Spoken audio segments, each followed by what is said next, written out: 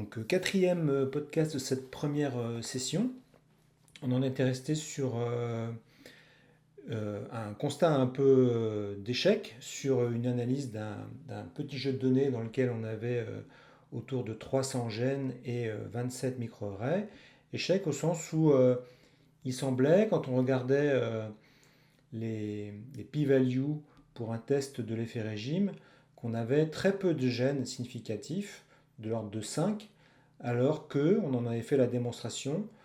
S'il n'y avait aucun signal biologique dans le jeu de données, on devait s'attendre à autour de 5% des 303 gènes euh, qui auraient une p-value plus petite que 0,05. Donc on avait encore moins de gènes positifs que si on n'avait vraiment aucun signal biologique dans l'ensemble du jeu de données.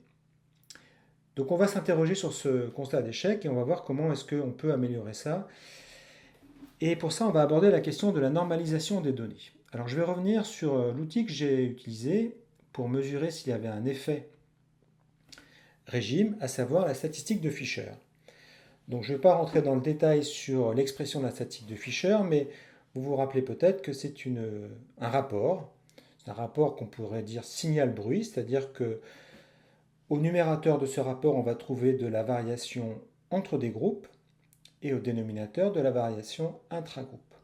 Donc pour revenir sur notre exemple, on a de la variation entre des régimes divisée par de la variation intra-régime.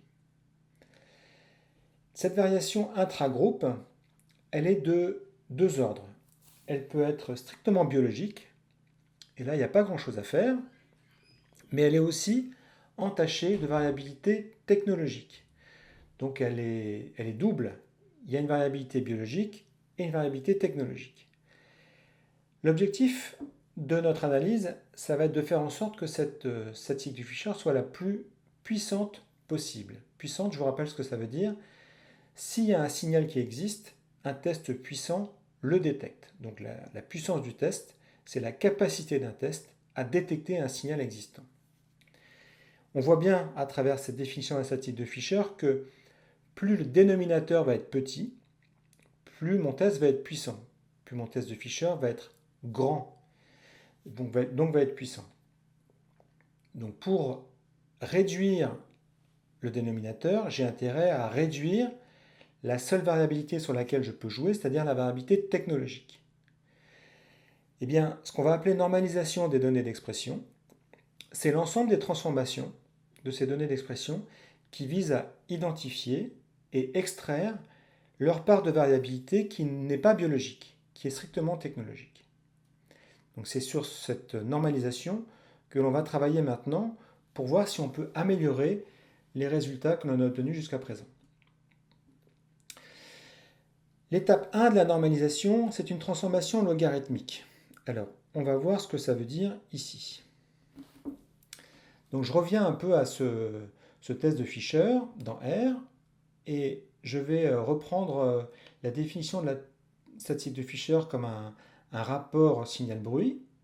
Donc je reviens sur l'implémentation de la statistique de Fisher, donc avec la fonction lm, et l'extraction de la table d'analyse de variance. Alors comment est-ce que ça se matérialise, ce rapport signal-bruit? Eh bien, c'est dans la colonne mean square ici qu'on va trouver le numérateur de la statistique de Fisher, 615, et dans la colonne résiduale, on va trouver le dénominateur.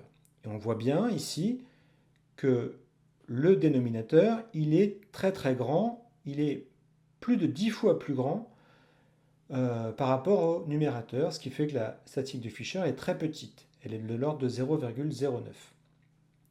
Donc il faut améliorer ça, il faut avoir des statistiques de Fisher plus grandes pour avoir une chance d'avoir des p-values plus petites que 0,05. C'est là-dessus qu'on va travailler. Pour ça, je vais regarder dans le détail ce que valent ces numérateurs et ces dénominateurs pour les différents gènes. Parce que ce numérateur-là, ça mesure le signal, c'est-à-dire la différence entre les régimes, alors que le dénominateur mesure le bruit, c'est-à-dire les variations intra-régimes. Donc je vais créer, comme je l'ai fait tout à l'heure, une fonction pour extraire le signal. Ça marche comme tout à l'heure. J'ajuste le modèle d'analyse de variance à un facteur. j'extrais la table d'analyse de la variance, mais cette fois, je vais lui demander simplement ce qui est à la première ligne et à la troisième colonne, c'est-à-dire le signal, le 615,8 ici. Et pour le bruit, de la même manière, je vais lui demander ce qui est cette fois à la deuxième ligne et à la troisième colonne, ici 6627,1. Donc je vais séparer l'extraction du signal et du bruit. Je vais commencer par créer ces fonctions, les déclarer. Ensuite, je vais appliquer ces fonctions comme je l'ai fait tout à l'heure pour la fonction Mayanova au jeu de données avec l'effet régime. Donc j'extrais un premier vecteur qui va contenir les 303 valeurs du signal, un deuxième vecteur qui va contenir les 303 valeurs du bruit, c'est-à-dire le dénominateur de la statistique de Fisher, et je vais représenter par un graphique le lien qu'il peut y avoir entre le signal et le bruit. Donc j'ai mis au dénominateur de j'ai mis en abscisse de ce graphique le signal et en ordonnée le bruit pour exprimer comment est-ce que le bruit dépend du signal. J'ai utilisé une échelle logarithmique parce qu'on y voit plus clair. Donc je lance la commande et je vais faire un zoom ici pour qu'on y voit plus clair. Donc je rappelle qu'en ordonnée ici on a la variabilité intra-régime et en abscisse on a la variabilité inter-régime. Donc ce qu'on voit ici c'est que la variabilité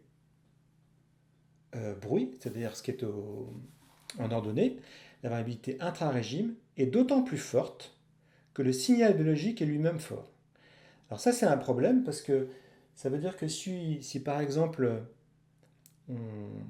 ce gène représenté par ce point-là, qui est associé à une forte valeur du signal biologique, eh bien on va avoir du mal à détecter que c'est un gène intéressant parce que associé à cette forte valeur du signal biologique, on a aussi un fort bruit.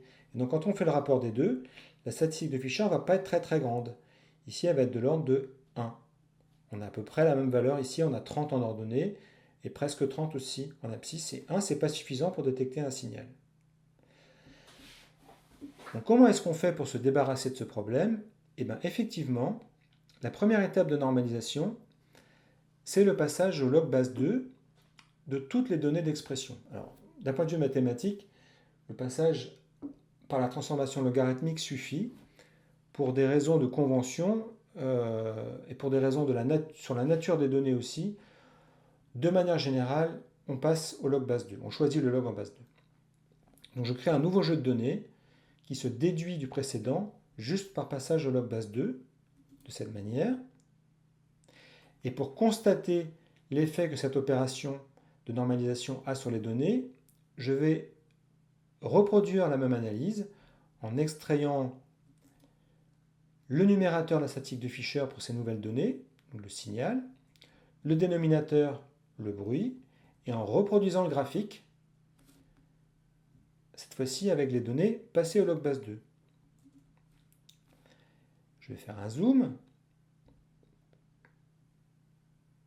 Donc là, ce qui est frappant, c'est que désormais, on n'a plus tellement de lien entre l'ordonnée et l'abscisse, c'est-à-dire que le dénominateur de la statistique de Fisher ne dépend plus du numérateur, le signal, et on se retrouve avec des gènes pour lesquels on a des expressions, enfin des différentiels d'expression, c'est-à-dire un signal biologique de l'ordre de 5, alors même que le niveau du bruit reste assez raisonnable, entre 0 et 0,5. Donc on a un plus grand espoir de trouver des gènes intéressants. Regardons ce qui se passe maintenant au niveau du calcul des p-values pour voir si ça a eu un effet et qu'on peut mieux découvrir des gènes intéressants. Donc pour ça, j'applique la fonction Mayanova à ce nouveau jeu de données pour extraire les p-values. Comme tout à l'heure, je construis mon vecteur qui va m'associer vrai pour les gènes positifs, c'est-à-dire pour ceux dont la p-value est plus petite que 0,05 et faux lorsque le gène n'est pas positif. Et je présente les p-values de manière croissante. Et premier effet notable, les p-values sont plus petites que tout à l'heure. On va retrouver comme première p-value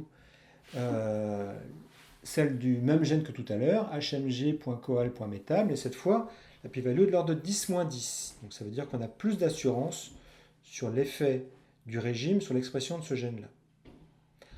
En revanche, point négatif, on reste avec une liste de gènes assez restreinte, puisqu'ici on a seulement 1, 2, 3, 4, 5, 6, 7, 8 gènes positifs. Or, on a vu que lorsqu'on n'avait aucun signal biologique dans les données, on devait s'attendre à avoir autour de 15, 16, 17, 18 gènes ayant une p-value plus petite que 0,05. Donc ça reste assez peu. On s'arrête là pour ce podcast.